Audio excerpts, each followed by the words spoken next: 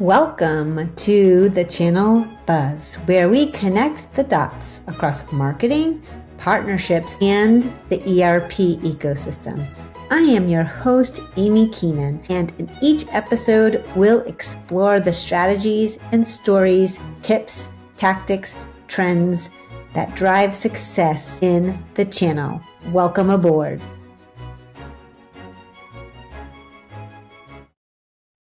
Hey everyone, welcome to another episode of the channel Buzz. And yes, it is just me again, Amiee Keenan, founder of the ISV Society.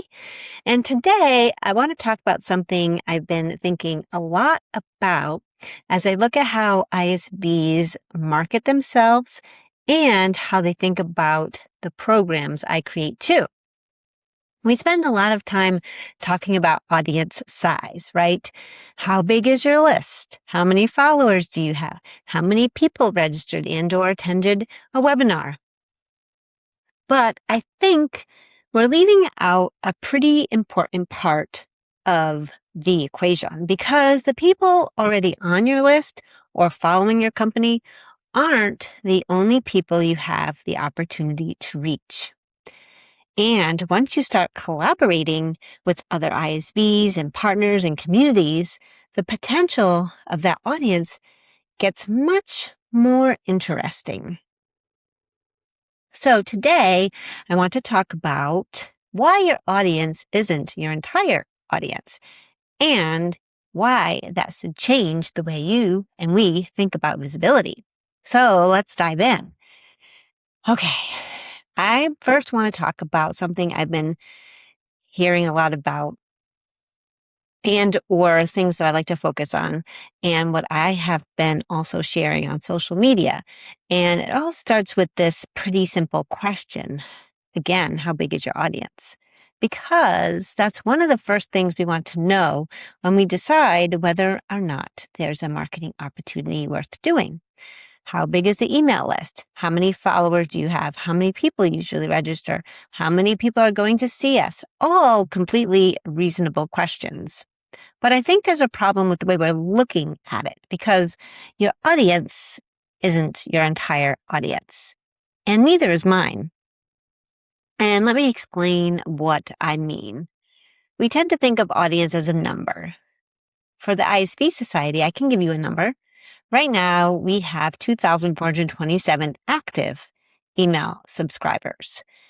And we identified the ERP for about 87% of them. And for instance, we have 916 for Acumatica, 528 for Business Central, 324 for GP. And then we have also Sage, Dynamics 365 Finance, QuickBooks, NetSuite, Intact, and others. So if an Acumatica ISV comes to me and asks, what's your Acumatica audience? I can say we have 916 people identified with Acumatica. That's useful information, right? But here's what I've realized. That's only where the reach starts. Because let's say we're doing an Acumatica demo day, like I do after Acumatica Summit and AcuConnect, and we have 8 ISVs participating, and I am promoting it. But hopefully all the 8 ISVs are promoting it too. So now it's not just my 916, it's also everybody else's audience that's participating. It's AcuConnect audience because they also promote it. So when you think about it, it's my audience plus ISV number 1, plus ISV number 2 and 3 and 4, all the way up through 8. And then you have the people who follow those individuals at those companies, the partners who share that event, the customers who see it, the community members who talk about it. And suddenly we're not talking about one audience anymore. We're talking about a whole bunch of connected audiences. And that's the key. So you can't just add all those numbers together, unfortunately. And there's also overlap. So if I have 2,427 subscribers and you have 500 people on your list, we can't say we automatically reached 7,427 completely different people because obviously there's going to be overlap, especially in the ERP community. But I'm actually less interested in the total number than I am in something else. Who is your audience who isn't online? And who is in your someone else's audience who isn't on theirs, and so forth. So that's where it really gets interesting to me, because maybe, for instance, as a Business Central partner who isn't on my list, but they follow one of the ISVs participating in a BC demo day. They see that ISV post about it, and now they've seen your company too, because I provide all the co-branded assets with everybody's logo on it, so everybody knows who's participating in that event. Maybe they don't register, maybe they don't click anything, maybe they don't even become a lead, but now they've seen your name, they've seen your logo. And that's what matters more than something we can give credit for, right? Because there's a lot that happens before they even become a lead, which we all know, especially for our marketing.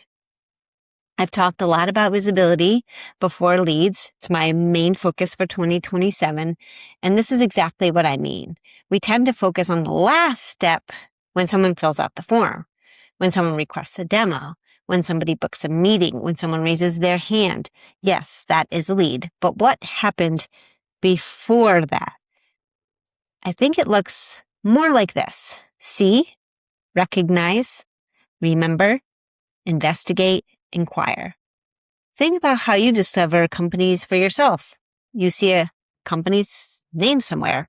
You don't do anything necessarily, but maybe a few weeks later you see them again. Now that name looks familiar. Then somebody mentions them on a podcast or in a LinkedIn post, or a partner says, you should look at these guys. Now you know what they do. Then it could be a few months later and you actually have that problem that they solve, and you think, wait, who is that company? So you go find them, you look at their website, you check them out, and maybe that's when you finally fill out that form. But the form fill wasn't the beginning. It was the end of a whole bunch of other little interactions. So often we figure out which one gets credit. That is the never-ending question for sure.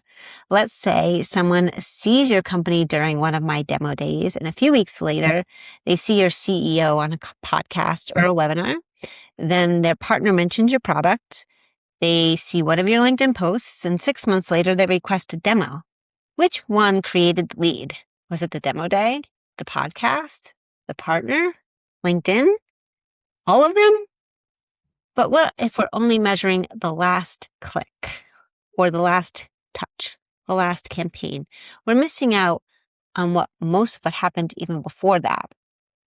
And that's one of the reasons I think shared visibility is so important. Every time you put your company into another relevant audience, you're creating another opportunity for someone to see you and then see you again and recognize you and eventually remember you when they actually need to.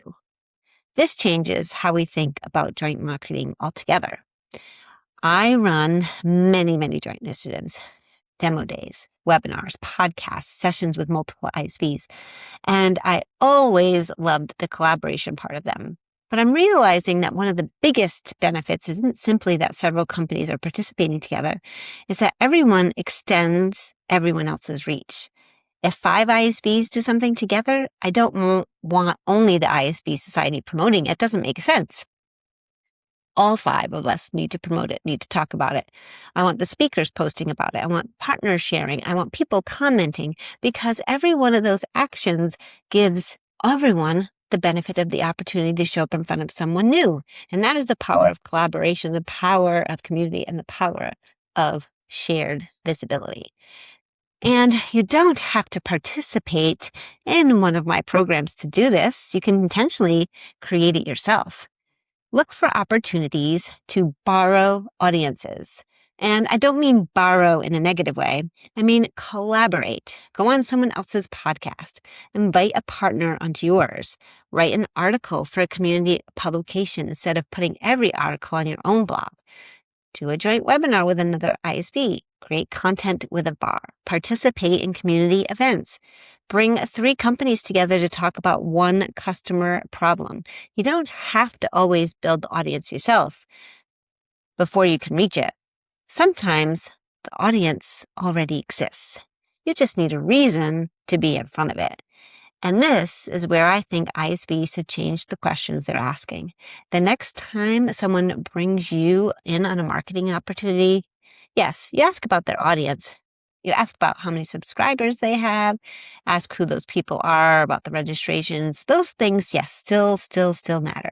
But don't stop there. I would also ask, who will this put us in front of that we aren't already reaching? Who else is participating and what audiences do they bring?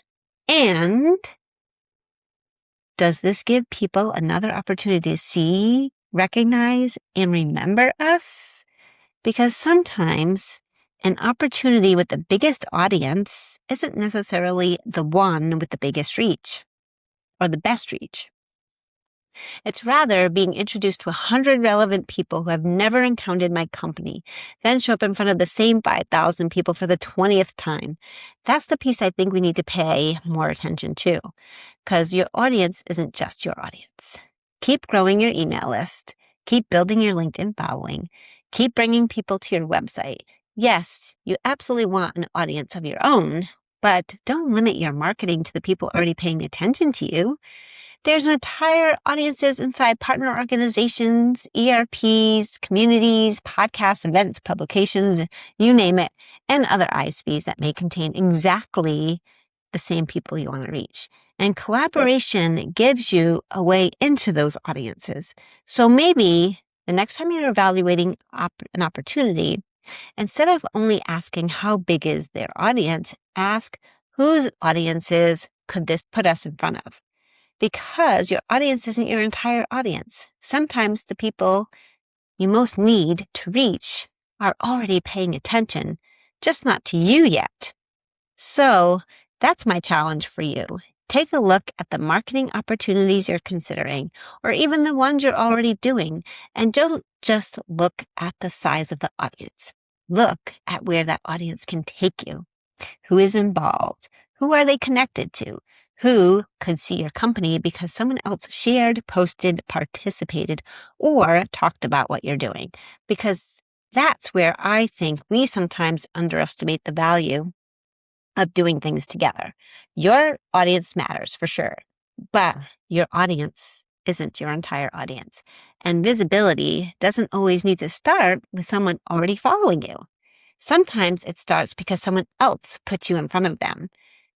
And that's it. That's it on shared visibility and why you need to look beyond just the numbers. So thank you for tuning in this week. I'm so excited you were here. And I want to leave you with one question. Whose audience are you going to get in front of next? I will see you next time, but please make sure you comment, share, follow, do all the things to grow this podcast to get in front of more people and help it grow. And that is also the power of shared visibility as well. So thank you again for being here. Have a great day.